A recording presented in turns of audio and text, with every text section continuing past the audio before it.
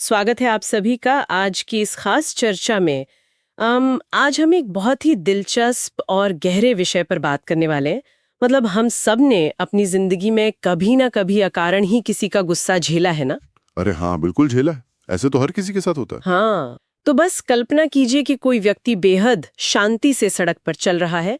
अचानक कुछ लोग उसके सामने आ जाते हैं, जी। उसे चारों तरफ से घेर लेते हैं और बिना किसी बात के, मतलब एकदम बिना किसी उकसावे के उस पर बुरी तरह चिल्लाने लगते हैं। उसे गालियां देना शुरू कर देते हैं। ये तो बहुत ही आम लेकिन तनावपूर्ण स्थिति है। बिल्कुल। तो ऐसे समय में उस व्यक्ति के शरीर के अंदर क्या होता है? दिल की धड़कनें बेतहाशा तेज हो जाती हैं, खून का प्रवाह एकदम से बदल जाता है और मुट्ठियां अपने आप कसने लगती हैं। जी। और सांसें भी एकदम भारी हो जाती हैं। एकदम सही कहा आपने। ये कोई सोच समझकर किया गया फैसला नहीं होता है। ये शरीर का अपना एक इनबिल्ट अलार्म सिस्टम है। तो आज की इस डीप डाइव में हमारा मिशन यही है कि हम इसी अलार्म सिस्टम को डिकोड करें। हम गुस्से और अपनी प्रतिक्रियाओं के पीछे के मनोविज्ञान को समझेंगे। और इसके लिए हमारे पास एक बहुत ही बेहतरीन स्रोत है। हाँ, आज हम एक बहुत ही मशहूर ऐतिहासिक घटना का विश्लेषण करेंगे, जिसे अक्सर क्रोध पर विजय या बुद्ध और अपशब्द की कहानी कहा जाता है।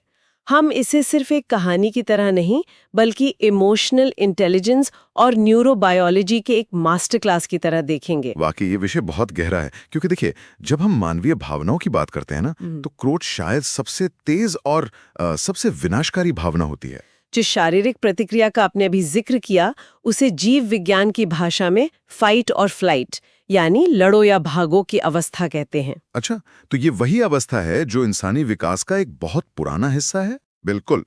हमारे दिमाग के बीच में बादाम के आकार का एक छोटा सा हिस्सा होता है, जिसे अमिगडाला कहते हैं। इसका काम है सिर्फ खतरों को पहचानना। तो जब कोई गालियां देता है तो क्या होता है? तो जब भी कोई हम पर शाब्दिक हमला करता है ना, तो अमिगडाला शब्दों और असली शारीरिक हमले के बीच का जो फर्क है, उसे समझ ही नहीं पाता। अरे वाह, सच में? मतलब दिमाग को लगता है कि कोई असली हमला हो रहा है? हाँ, उसे लगता है कि जान खतरे में है, और वो तुरंत शरीर में एड्रेनलिन और कोर्टिसोल जैसे स्ट्रेस हार्मोन की बाढ़ ला देता है। दिमाग तुरंत ये आदेश देता है कि या तो सामने वाले पर पूरी ताकत से पलटवार करो या फिर वहां से भाग निकलो। ये बात तो सबसे ज्यादा हैरान करने वाली है। मतलब हमारा दिमाग एक गाली को किसी जंगली जानवर के हमले की तरह देखता है। वो हमें एकदम से ऑटो पायलट मोड पर डाल देता है और हम बिना सोचे समझे रिएक्ट कर बैठते हैं। एकदम सही। और आज की हमारी कहानी इसी ऑटो पायलट मोड को हैक करने के बारे में है। तो चलिए इस ऐतिहासिक घटना के पन्नों में चलते हैं। तो पृष्ठभूमि कुछ इस तरह है कि गौतम बुद्ध, जो अपनी शांति और धैर्य के लिए जाने जाते हैं, वो अपने कुछ शिष्यों के साथ पैदल यात्रा करते हुए एक नए गांव की ओर जा रहे हैं। एकदम शांति से। हाँ, उनका जीवन पूरी तरह से ध्यान और यात्रा में मग्न है। लेकिन उस गांव के भीतर कुछ ऐसे लोग हैं जो बुद्ध की इस बढ़ती हुई प्रसिद्धि से बुरी तरह ईर्ष्या करते हैं। और यही ईर्ष्या कहानी का बहुत बड़ा टर्निंग पॉइंट है। बिल्कुल। उन्हें ये बात बर्दाश्त ही नहीं हो रही है कि लोग बुद्ध का इतना सम्मान क्यों करते हैं, और यही ईर्ष्या उन्हें एक चरम कदम उठाने पर मजबूर कर देती है। जी। जैसे ही बुद्ध उस गांव की सीमा में कदम रखते हैं, वे ईर्ष्यालु लोग उनका रास्ता रोक लेते हैं और फिर बिना किसी बातचीत के वे बुद्ध को भद्दी गालियां देना शुरू कर देते हैं। अब यहाँ पर मेरे मन में एक बहुत ही स्वाभाविक सा सवाल उठता है। हाँ, बताइए। ये ईर्ष्या आखिर इंसान से ऐसा क्यों करवाती है? मतलब वो लोग बुद्ध को व्यक्तिगत रूप से जानते तक नहीं थे, फिर ये अचानक और अकारण क्रोध क्यों? वे हासिल क्या करना चाहते थे? देखिए, इसे समझने के लिए हमें उस भीड़ की मानसिकता को देखना होगा। जब एक बहुत ही अशांत और दुखी मन वाला व्यक्ति किसी ऐसे इंसान को देखता है जो पूरी तरह से शांत और संतुष्ट है, तो उसे बुरा लगता है। हाँ, वो शांति उस अशांत व्यक्ति को अपनी खुद की कमियों की याद दिलाती है। उन गांव वालों के लिए बुद्ध की वो अडिग शांति एक मनोवैज्ञानिक खतरा बन गई थी। अच्छा, मतलब उनका अकारण क्रोध असल में उनकी अपनी असुरक्षा की चीख थी। एकदम सही। वो अवचेतन रूप से ये साबित करना चाहते थे कि दुनिया में कोई भी व्यक्ति पूरी तरह से शांत नहीं हो सकता। वो देखना चाहते थे कि ये व्यक्ति हमसे अलग नहीं है, ये भी गुस्सा होने वाला एक साधारण इंसान है। ओह, तो इसका मतलब ये हुआ कि उनका मकसद सिर्फ गालियां देकर अपनी भड़ास निकालना नहीं था। वे दरअसल एक मनोवैज्ञानिक जाल बिछा रहे थे। जी हाँ, बिल्कुल। जैसे कि देखो, हमने इस महान संत को भी अपने ही स्तर पर लाकर खड़ा कर दिया है। मनोविज्ञान में इसे इमोशनल बेटिंग यानी भावनात्मक चारा डालना कहते हैं। जब कोई हम पर अकारण गुस्सा होता है तो वो अपनी नकारात्मक ऊर्जा के स्तर पर हमें खींचने की कोशिश कर रहा होता है। वो चाहता है कि हम उसकी पिच पर आकर खेलें। और अगर बुद्ध ने पलटवार किया होता तो उन गांव वालों की जीत हो जाती। बिल्कुल, तब बुद्ध भी उसी मानसिक स्तर पर आ गिरते। लेकिन एक मिनट रुकिए, यहीं पर मेरे दिमाग में एक सवाल आता है। कहानी के अगले हिस्से में बुद्ध चुपचाप खड़े रहते हैं। वे उन गालियों के जवाब में एक भी शब्द नहीं कहते। वे अपशब्दों को ऐसे सुनते हैं जैसे कोई बहुत गहरी बात बताई जा रही हो। एकदम शांत भाव से। हाँ, तो अब अगर आज के समय में कोई हमें सड़क पर घेर ले और गालियां दे और हम बस चुपचाप खड़े रहें, तो क्या मनोविज्ञान के हिसाब से ये दब्बू होना, ये कायरता नहीं माना जाएगा? यह एक बहुत ही शानदार और जरूरी सवाल है। अक्सर लोग चुप रहने को कमजोरी समझ लेते हैं, लेकिन हमें डर के कारण चुप रहने और सचेत मौन के बीच का भारी अंतर समझना होगा। सचेत मौन मतलब जानबूझकर शांत रहना। हाँ, जब कोई इंसान डर के मारे चुप होता है तो उसकी बॉडी लैंग्वेज सब बता देती है। कंधे झुक जाते हैं, आंखें चुराने लगता है, चेहरा पीला पड़ जाता है। इसे न्यूरोलॉजी में फ्रीज रिस्पॉन्स कहते हैं। अच्छा, लेकिन बुद्ध तो डरे हुए नहीं थे। बिल्कुल नहीं, वे पूरी तरह से सचेत थे। उनकी रीढ़ की हड्डी सीधी थी और वे बिना पलक झपकाए पूरे आत्मविश्वास के साथ आंखों में आंखें डालकर सुन रहे थे। ये हार मानना नहीं था, ये एक बहुत ही उच्च स्तर का मानसिक नियंत्रण था, और न्यूरोलॉजी में इसे पैटर्न इंटरप्ट कहते हैं। पैटर्न इंटरप्ट, ये असल में क्या होता है और हमारे दिमाग में काम कैसे करता है? इसे ऐसे समझते हैं, हमारा दिमाग एक उम्मीद करने वाली मशीन की तरह काम करता है। जब कोई व्यक्ति गुस्से में गाली देता है तो उसके दिमाग ने पहले से एक स्क्रिप्ट तैयार की होती है। मतलब वो उम्मीद करता है कि सामने से भी गाली आएगी या डर दिखेगा। एकदम सही। ये सब उसी एमिगडाला से जुड़ा है जिसका हमने जिक्र किया था। लेकिन जब सामने वाला व्यक्ति पूरी तरह से शांत रहता है और कोई प्रतिक्रिया नहीं देता, तो हमलावर के दिमाग की उम्मीद टूट जाती है, उसका पैटर्न इंटरप्ट हो जाता है। तो इसका हमलावर के दिमाग पर क्या असर होता है? असर बहुत गहरा होता है। हमलावर का दिमाग अचानक से उलझन में पड़ जाता है। वो समझ ही नहीं पाता कि अब आगे क्या करें, और इस उलझन के कारण दिमाग को मजबूरी में अपने एमिगडाला से हटकर तार्किक केंद्र यानी प्री फ्रंटल कॉर्टेक्स की तरफ जाना पड़ता है। और जैसे दिमाग तर्क की तरफ मुड़ता है, उसका अंधा क्रोध शांत होने लगता है। जी बिल्कुल। अरे वाह, इसका मतलब है कि जब हम किसी के गुस्से पर प्रतिक्रिया नहीं देते तो हम दरअसल सामने वाले के दिमाग का सॉफ्टवेयर क्रैश कर रहे होते हैं। वे जिस ऊर्जा की उम्मीद कर रहे थे वो उन्हें मिलती नहीं था। उनका गुस्सा एक ऐसी दीवार से टकरा रहा था जो ना तो टूट रही थी और ना ही वापस हमला कर रही थी। ये तो बिल्कुल ऐसा हो गया जैसे कोई भयानक तूफान अपनी पूरी ताकत के साथ एक विशाल पहाड़ से टकराए।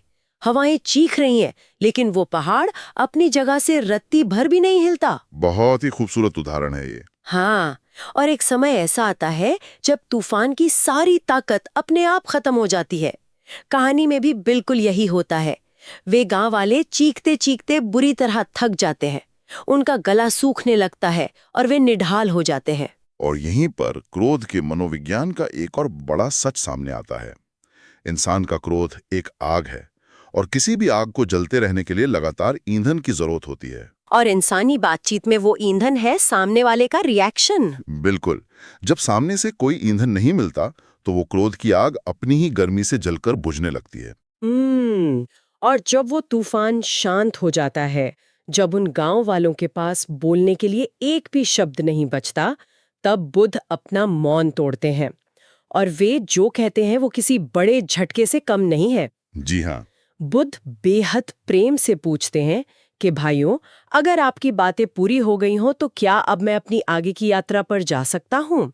मतलब जो लोग उन्हें नीचा दिखाने पर तुले थे, उन्हें बुद्ध भाइयों कह रहे हैं। इस सवाल ने तो उन गांव वालों के मन की रही सही उम्मीदों को भी चकनाचूर कर दिया होगा। ये दिखाता है कि बुद्ध की भावनाओं का रिमोट कंट्रोल पूरी तरह से उनके अपने ही हाथों में था। बिल्कुल। और तभी कहानी में वो मोड़ आता है जिसका हम इंतजार कर रहे थे। उस भीड़ में से एक आदमी की झल्लाहट इस कदर हावी हो जाती है कि वो बुद्ध से पूछ ही बैठता है कि हमने तुम्हें इतनी गालियां दी, क्या तुम्हें कोई फर्क नहीं पड़ा? और उसके बाद बुद्ध के चेहरे पर जो हल्की सी मुस्कान आती है और वो जो जवाब देते हैं, वो आज की इस चर्चा का केंद्र बिंदु है। हाँ, उन्होंने उस आदमी से एक बहुत ही गहरा सवाल पूछा था। बुद्ध ने पूछा कि मित्र, अगर तुम किसी को कोई उपहार देना चाहो और वो व्यक्ति उस उपहार को लेने से साफ मना कर दे, तो वो उपहार किसके पास रहेगा? तो उस आदमी ने तुरंत अपने सामान्य ज्ञान के आधार पर कहा कि ये तो साधारण सी बात है, अगर लेने वाला मना कर दे तो उपहार देने वाले के पास ही रह जाएगा। और जैसे ही वो आदमी ये कहता है, कहानी का सबसे बड़ा आहा मोमेंट आता है। बुद्ध इस एक जवाब के जरिए अपशब्दों को एक भौतिक उपहार से जोड़ देते हैं। इसकी गहराई वाकई बेमिसाल है। जी, बुद्ध ने यहाँ इंसान की भावनात्मक स्वतंत्रता का सिद्धांत स्थापित कर दिया। कोई भी ताना या अपमान अपने आप में सिर्फ हवा में तैरती ध्वनि तरंगें हैं। वे तब तक हमें मानसिक ठेस नहीं पहुंचा सकती जब तक कि हम खुद उन्हें अंदर ना आने दें। मतलब अपमान एक पेशकश है, आप चाहें तो उसे स्वीकार करें या ठुकरा दें। एकदम सही।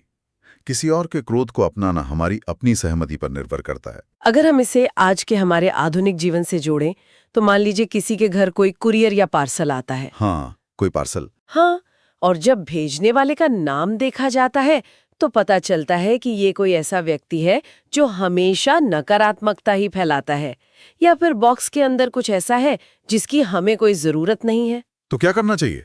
अब उस पार्सल को लेना है या नहीं, ये तो घर के मालिक के हाथ में है ना। वो व्यक्ति चाहे तो उसे रिसीव करने से साफ मना कर सकता है, और अगर वो मना कर दे तो डिलीवरी वाले को वो पार्सल वापस उसी इंसान के पास लेकर जाना पड़ेगा जिसने उसे भेजा था। ये कुरियर वाला उदाहरण इस पूरी प्रक्रिया को बहुत ही सटीक ढंग से समझाता है। जब कोई हम पर गुस्सा करता है तो वो असल में हमें एक अनचाहा पार्सल दे रहा होता है, लेकिन हम आम जिंदगी में क्या करते हैं? हम तो तुरंत उस पार्सल पर हस्ताक्षर कर देते हैं। हम उस गुस्से को व्यक्तिगत रूप से ले लेते हैं। बिल्कुल, हम सोचने लगते हैं कि उसने मुझे ऐसा कैसे कह दिया, और जैसे ही हम ऐसा सोचते हैं, हमने तकनीकी रूप से उस नकारात्मक पार्सल को स्वीकार कर लिया होता है। बुद्ध ने बस उस पार्सल पर हस्ताक्षर करने से इनकार कर दिया था। उनकी मानसिक सीमाएं इतनी मजबूत थीं कि कोई भी भारी शोर उनकी इजाजत के बिना भीतर नहीं आ सकता था। और यही बात बुद्ध ने उस आदमी को समझाई। बुद्ध ने कहा कि ठीक इसी तरह तुमने मुझे गालियां दी, अपना क्रोध मुझ पर उंडेलना चाहा, लेकिन मैंने उन्हें स्वीकार ही नहीं किया। और जब मैंने उन्हें लिया ही नहीं तो वे सब तुम्हारे ही पास रह गए। ये वाक्य इंसानी दिमाग के भावनात्मक नियंत्रण का सबसे बड़ा सूत्र है। ये सुनते ही उन गांव वालों का सारा अहंकार टूट गया और वे अपनी गलती पर बेहद शर्मिंदा होकर बुद्ध के चरणों में गिर पड़े। ये कहानी हमें उस मूल सीख की तरफ ले जाती है। हम इंसान अक्सर अपने तनाव का दोष दूसरों पर मढ़ देते हैं। हम कह देते हैं कि आज उसने मेरा मूड खराब कर दिया। लेकिन मनोवैज्ञानिक सच्चाई ये है कि कोई भी व्यक्ति हमारा मूड तब तक खराब नहीं कर सकता जब तक हम खुद उसे इसकी चाबी न सौंप दें। मुझे शोध की वो पंक्ति याद आई है कि गुस्सा करना दूसरों की गलती की सजा खुद को देने जैसा है। ये बहुत ही शक्तिशाली पंक्ति है। जरा सोचिए, कोई और इंसान अपनी ईर्ष्या के कारण गाली दे रहा है और हम उस जहरीली भाषा को स्वीकार करके अपना ब्लड प्रेशर बढ़ा रहे हैं, जो कि किसी भी नजरिए से समझदारी नहीं है, और इसका सीधा असर हमारे शरीर पर पड़ता है। फिर से वही स्ट्रेस हार्मोन पैदा होते हैं, कॉर्टिसोल और एड्रेनलिन। हमारी सोचने की क्षमता कम हो जाती है, जबकि जिसने हमें पार्सल भेजा था वो शायद आराम से चैन की नींद सोए। बिल्कुल। इसलिए ये जानना बहुत जरूरी है कि हम अपनी प्रतिक्रियाओं को कैसे चुनें। इसके लिए अभ्यास की जरूरत होती है। हमें अपनी तुरंत दी गई प्रतिक्रिया और एक शांत अनुक्रिया के बीच के फासले को पहचानना होगा। और जब हम ऐसा करना सीख जाते हैं तो हम समझ जाते हैं कि सामने वाले के कड़वे शब्द असल में हमारे बारे में है ही नहीं, वे तो उसकी अपनी असुरक्षा का सबूत है। हम दूसरों के रिमोट कंट्रोल से चलने वाले खिलौने बनना बंद कर देते हैं। और यही एक भावनात्मक रूप से सशक्त इंसान की सबसे बड़ी पहचान है। सच्ची ताकत चीखने चिल्लाने में नहीं, बल्कि अपनी आंतरिक शांति बनाए रखने में है। क्या बात है। आज की इस चर्चा को समेटते हुए हम कह सकते हैं कि क्रोध वाकई में एक ऐसा अनचाहा उपहार है जिसे ठुकराने का पूरा हक हमारे पास है। नकारात्मकता एक ऐसा पार्सल है जिसे रिसीव ना करें तो वो भेजने वाले के पास ही लौट जाता है। एकदम सही। लेकिन इस डीप डाइव को खत्म करने से पहले मेरे पास एक ऐसा विचार है जिस पर हम सबको गहराई से सोचना चाहिए। कहानी में बुद्ध ने तो क्रोध का वो उपहार लेने से साफ मना कर दिया। जी हाँ। लेकिन जरा सोचिए, एक पल के लिए कल्पना कीजिए कि उन गांव वालों के शरीर और दिमाग के भीतर क्या हो रहा होगा जिनके पास उनका वो खुद का उबला हुआ क्रोध और अपशब्द वापस लौट गए। ये सोचने वाली बात है। जब हम किसी पर भयानक गुस्सा करते हैं और सामने वाला उस मानसिक जहर को अपनाने से इनकार कर देता है तो वो जहरीला उपहार हमारे ही हाथों में रह जाता है। तो सोचिए वो हमारे अपने मन को, हमारी आत्मा को अंदर ही अंदर कितना जला रहा होगा। वो वाकई बहुत नुकसान कर रहा होगा। अगली बार जब भी किसी पर अकारण क्रोध आए तो ये जरूर सोचिएगा कि वो पार्सल अंततः किसके पास रहने वाला है। इसी गहरे विचार के साथ आज की इस चर्चा को यहीं विराम देते हैं। सीखते रहिए और अपनी शांति की चाबी अपने ही पास रखिए।